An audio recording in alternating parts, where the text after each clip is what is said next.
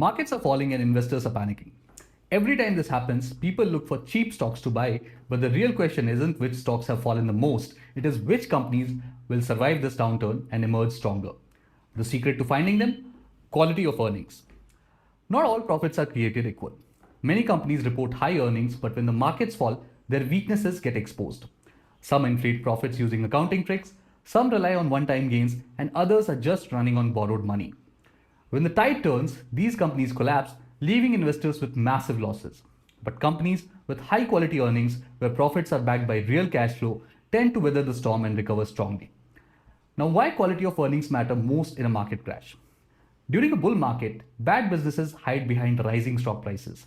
Investors focus on growth, and companies take advantage by presenting earnings that look stronger than they really are. But when the market crashes, reality sets in. Companies that have been inflating profits suddenly struggle to generate cash, their debt piles up, and their stock price falls much harder than the rest of the market. A perfect example of this is Yes Bank. Before its collapse, the bank reported steady earnings growth. On the surface, everything looked great: rising net income, expanding loan book, strong investor interest. But there was one problem. The bank was recognizing interest income from loans that were already turning bad. It was showing profits on paper, but in reality, its cash flow was drying up. When the bad loans finally came to light, the stock collapsed from over 400 rupees per share to single digits, wiping out investor wealth completely. Another example is DHFL.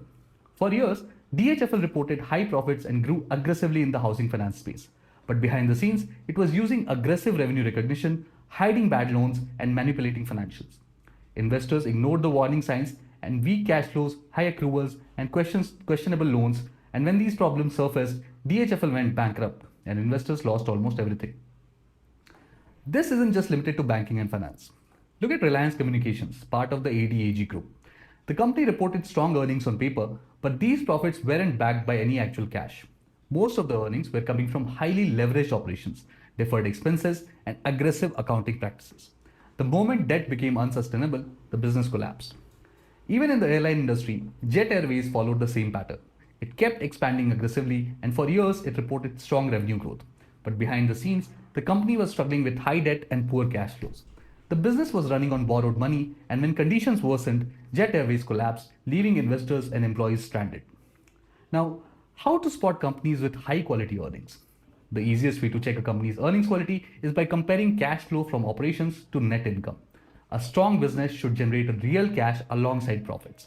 If net income is rising but cash flow is declining, then that's a red flag.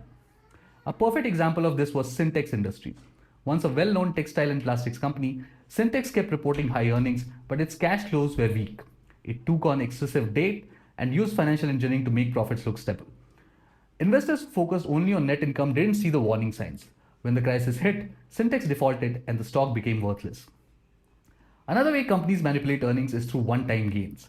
Some companies show a sudden jump in profits, but when you check deeper, the increase is not from operations, it's from selling an asset or receiving a government incentive or settling a legal case. Vedanta, for example, reported strong profits in certain years, but a large part of it actually came from selling stakes in Hindustan Zinc. That is not a sustainable source of revenue. The same thing happened with Suzlon Energy. At one point, Suzlon was one of the biggest names in renewable energy, reporting massive earnings growth. But much of that profitability came from one time gains, debt fueled expansion, and aggressive depreciation policies. When conditions changed, the company could not sustain itself, and the stock crashed from over 400 rupees to nearly zero.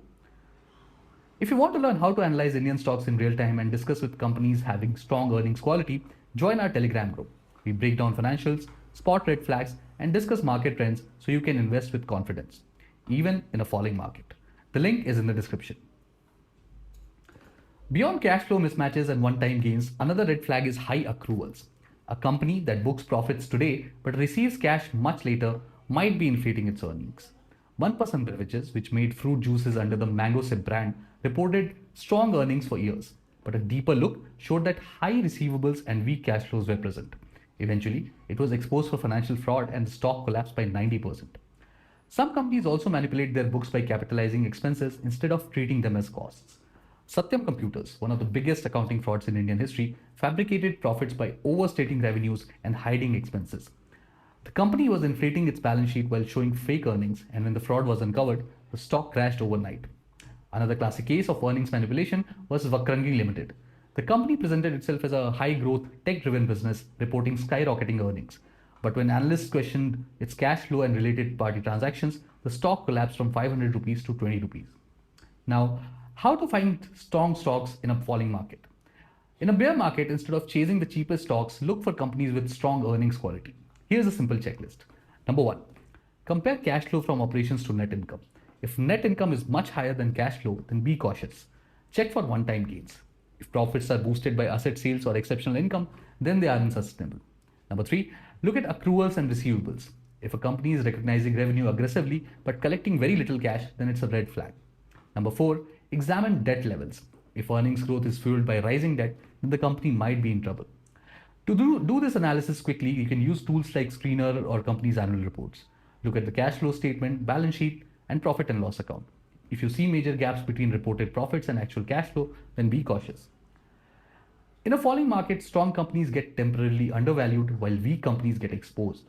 The difference between the two often comes down to earnings quality. If you focus on companies with strong cash flow, sustainable profits, and low reliance on accounting tricks, you will be investing in businesses that can survive downturns and thrive in the long run. If you want more deep dives into Indian stocks and live discussions on how to analyze market opportunities, join our Telegram group. We break down financial reports, identify strong businesses, and discuss the best investment strategies for the current market. The link is in the description.